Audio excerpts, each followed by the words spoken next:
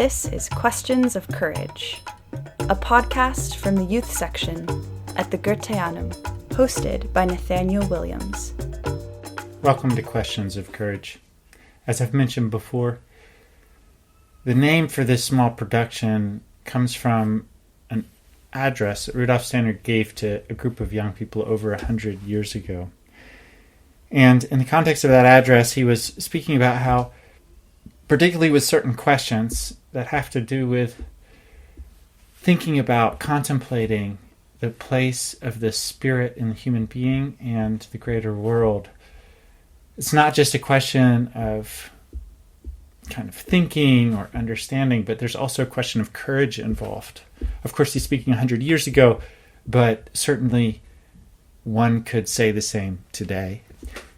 Today I'd like to read a short, kind of more creative piece that I put together for young people called Freedom What? I have read 2 longer book reviews in recent months, both in influential journals, of the growing consensus that human freedom is an illusion. The consequences elude me, and I turn to satire for relief. Scientists around the world reach consensus that freedom is an illusion.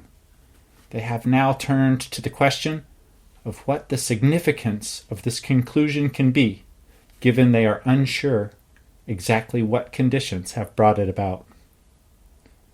My thinking stalls and turns in on itself in freefall.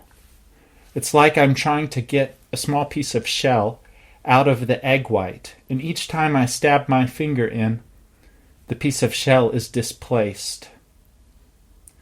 I am an artist that is drawing the world, but when I try to draw myself, graphite becomes rubber and suddenly erases my presence. I am a latent view from nowhere. I live in an element that conducts world consciousness and insulates self-knowledge. A substance that reveals a world to me while concealing myself. As far as I'm concerned, celebrated conclusions of thought accentuate riddles they profess to solve at times.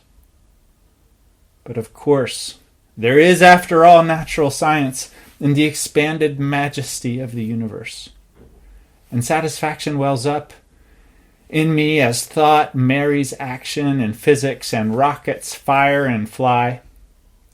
But after I have spent late nights staring at the bottom of the glass, taking my fill of a union of mind and matter, intoxicated with the necessary interdependence of the great material mathematical matrix of the universe, I am sick as the sun rises.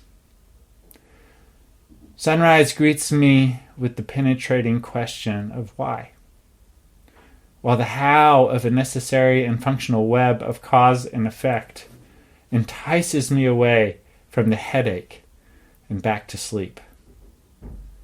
I am drawn to the hair of the dog that bit me as a remedy, as a morning headache following a night of drinking might be softened by a glass of beer. But fascination with mythomechanics is a puzzle to put together only so many times in the nerd-crazed vitalism of alienation before it whispers its secret. Silence. The world, my unproven gold standard of reality, won't testify. I am the secret the world keeps to itself in speechlessness. I am the taboo of the universe. I thought I heard a poem in a rainstorm. A message of light flashed at me through leaves in the wind in September. But where I walk, eyes turn away and voices fade. In these reveries, a bustling crowd of life and meaning disperses, hushing into echoes and whispers with my approach. I go to work on the subtly ensouled scenes, but sensation fades with my attention, and if my wandering thought is the expert anesthesiologist, I face the dumb, unconscious world, and I feel I'm practicing the wrong science.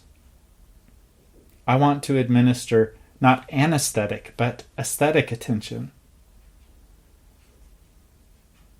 I do not belong to the world of things, and I sense myself as infinite, me, the great nothing of helpless life. I, the strange fruit of the world, a living symbol, an orphan, birthed by a universe that seems to have passed away in hard labor. Can the child live? This child of the world, can it grow into its kin? The all? In the past, the rivers spoke, as did the stars, and their words were a theosophy or gnosis. Wisdom was living spiritual revelation of community ritual and cosmos. From that old and wonderful, wise and atavistic puppet magic, all full of reverent acceptance of life before science, the disenchantment was born to children, all vulnerable, but most precious. How can this child grow, save through loving the corpse?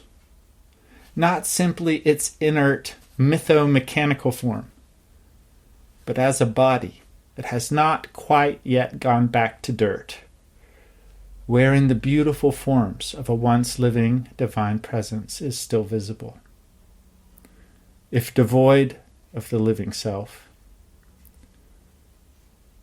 From what once moved with life may some form of anthroposophy arise, through love of this beautiful continence. The freedom may involve resurrection of the world through beautiful heartfelt knowledge. It may involve a new, extra mechanomorphic meaning, emerging in creative thinking hearts.